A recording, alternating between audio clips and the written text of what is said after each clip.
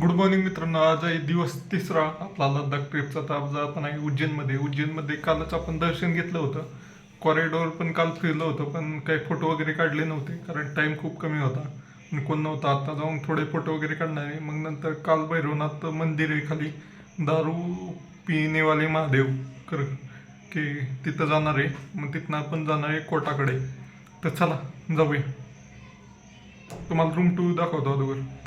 इथून एंट्रन्स होती. इकडं बॅग आहे, इकडे एक छोटं कपड आहे, इकडं आपला मिरर आहे, बेड आहे आणि इकडं वॉशरूम आहे. छोटीच रूम आहे, मस्त होते. चांगली झोप लागली मला. इथं फॅन वगैरे आहे.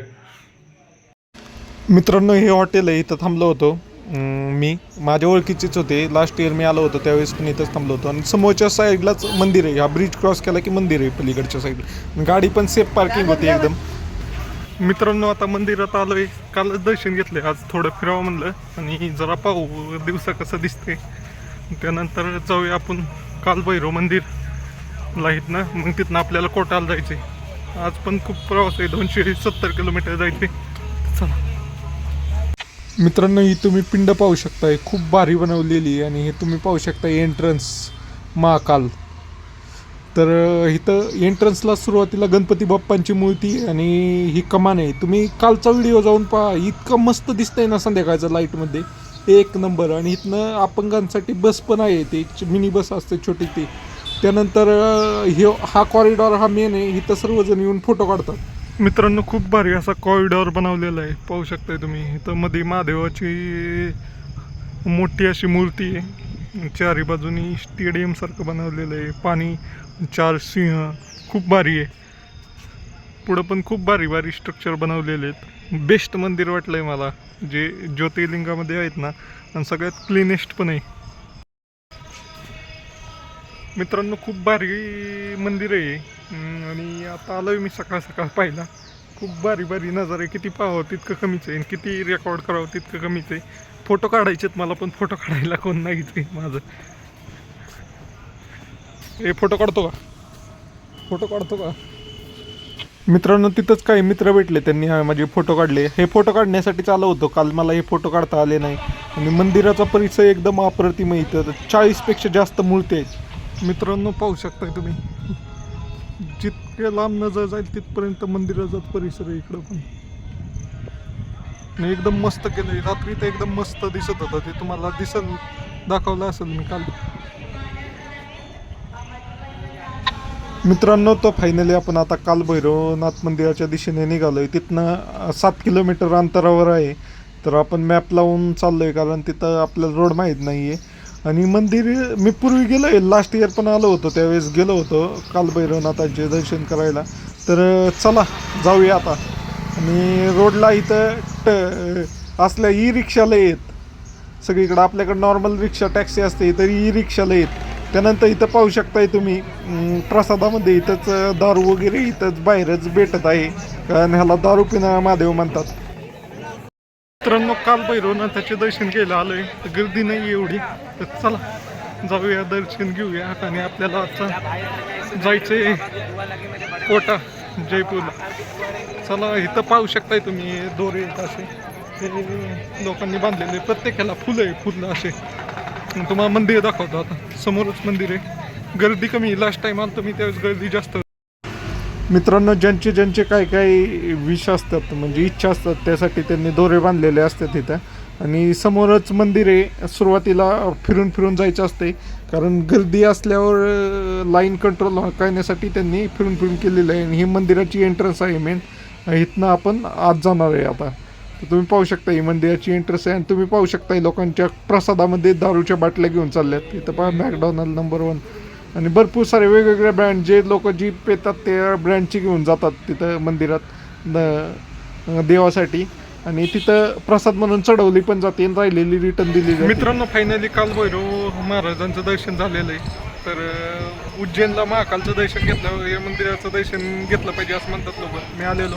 याला दारू पिणाऱ्या महादेव पण म्हणतात. भरपूर लोकांनी दारूच्या बाटल्या घेऊन आलेले होते. तर त्याचे कारण मला माहीत नाही. तुम्हाला माहीत असेल तर कमेंट करा. चला जाऊया आता, आपल्याला निघतो मी. मित्रांनो, आता राजस्थानच्या दिशेने निघालो. पहिलं गाडीला तिचं खाद्य चाललं, मग मला थोडं खाद्य खाल्ला, नाश्ता. मग त्यानंतर तुम्ही पाहू शकता हे MP आणि राजस्थानमध्ये कंटिन्यू अशा गाय रोडवर आडवे येत असतात. त्यामुळे आपलं स्पीड कंट्रोलमध्ये ठेवायचं. कधी आडवे येईल ते सांगता येत नाही आहे. काही ठिकाणी डिवायडर ह्या जे असतात झाडांचे, ते खूप मोठे असतात, त्यातनं अचानक बाहेर येतात. त्यामुळे आपलं निवांत गाडी चालवायची, 60च्या वरती जायचंच नाही. आणि हे पाहू शकता 1 नंबर रोड आहे. सगळे आत्तापर्यंत आलो ते सगळे 1 नंबर रोड आहेत, काही अडचण नाही. हॅलो मित्रांनो, उज्जैनमधून निघालो. जिथं रूम घेतली होती, तिथनं बॅग वगैरे घेतल्या आणि आता कोटाच्या दिशेने निघालो आहे, राजस्थान. आज MP सोडून आपण राजस्थानमध्ये प्रवेश करेल, तर त्याचा पण व्हिडिओ दाखवला मी तुम्हाला. आणि बॅग वगैरे घेतल्या तिथनं आणि निघालो. आता जवळपास मी 60 किलोमीटर आलो आहे. अजून आपल्याला 210 किलोमीटर जायचं आहे. 4 वाजेपर्यंत जाईल असं वाटतंय. जेवाय वगैरे थांबलो तर अजून अर्धा तास लागेल. रोड एकदम सुपर कंडिशन नाही. मित्रांनो, 120 किलोमीटरचा प्रवास करून आलेलो आहे. कोटा अजून इथून 150 किलोमीटर आहे. रोड एकदम मस्त आहेत, गाडी चालवायला. गाडी पण एकदम स्मूथ चालते, काय अडचण नाही आहे. पण आता टेम्परेचर जसं जसं आपण राजस्थानच्या जवळ जायला लागलो आहे, तसं तसं गरमी वाढायला लागली. मित्रांनो, थोडं पुढं गेल्यानंतर आपल्याला सुंदर अशा पवनचक्क्या दिसल्या. मी तिथं थांबलो थोडा वेळ. त्यानंतर पुढं गेल्यानंतर जेवायला थांबलो एका ठिकाणी. तर खूप स्पायसी होतं जेवण, जरा तिखट लागलं मला. मस्त टेस्ट मस्त होती, पण स्पायसी होतं. आणि हे हॉटेलमधली एक डिश फेमस होती, काय ते खवा म्हणून. ते खायला खूप सारे लोकल थांबत होते. तर चला जाऊया. फायनली राजस्थान आणि मध्य प्रदेशच्या बॉर्डरवर आलेलो आहे. तर पाहू शकता. तर आता इथनं राजस्थानमध्ये जाणार आहे. ह्या साईडला जाणार आहे, त्या साईडला येणार आहे. आणि मधनं 2 व्हीलर 4 व्हीलरसाठी सेपरेट आहे. मित्रांनो, फायनली आपण राजस्थानमध्ये प्रवेश केला आहे. आपल्या 3ऱ्या राज्यात, ह्या ट्रिपच्या 3ऱ्या राज्यामध्ये आपण आलेलो आहे आता. तर आपल्याला इथून अजून पण 124 किलोमीटर जायचं आहे कोटात. आता मला कळलं नाही आहे, राज्य चेंज झालेलं, पण इथं पेट्रोल पंप आला, तिथं लिहिलं होतं की मध्य प्रदेशचे सस्ता पेट्रोल 3 रुपये. ते पाहिल्यावर नंतर माझ्या लक्षात मागं आलं होतं, कारण नंबर प्लेट चेंज झाल्या होत्या. कारण बाजूच्या गावाचा नंबर प्लेट MHच म्हणतोय, MP 70 आहे आणि इथल्या राजस्थानच्या गाड्याचा IJ 17 आहे. तर ह्याच्यातच फरक कळाला होता मला. आणि बॉर्डरचं ते चेकिंगचं ऑफिस होतं, मध्य प्रदेशमध्ये होतं आणि ते बंद होतं. त्यामुळे मला वाटलं अजून पुढं असेल बॉर्डर. पण फायनली आपण ह्या ट्रिपची तिसरं राज्यामध्ये आलेलो आहे. तर चला, असं हा व्हिडिओ तुम्ही पहिल्यांदा पाहत असाल तर पाठीमागची व्हिडिओ जाऊन पहा. आपण महाराष्ट्र मध्य प्रदेशची बॉर्डर पण क्रॉस केली आणि ही आपली मध्य प्रदेश राजस्थानची बॉर्डर आहे. तर तुम्हाला हा व्हिडिओ आवडला असेल तर व्हिडिओला लाईक करा आणि तुमच्या मित्रांसोबत शेअर करा. आणि आपण चाललेलो आहे, मेन म्हणजे ह्या ट्रिपमध्ये आपण चाललेलो आहे लेह लडाख. ट्रकलाही जवळ नाही. मित्रांनो, अतिशय सुंदर असं प्रकारे मंदिरं बनवतात ह्या दगडापासून. कुठला दगड आहे माहीत नाही मला.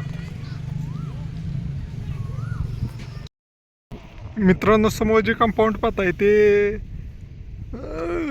ब्लॉकमध्ये बनवलेलं नाही आहे. तर ते कोटा हा दगड असतो, त्यापासून कोटा फेशी तयार होते आपल्या इथं. त्याच्या वेस्टेजमधून बनवलेलं आहे.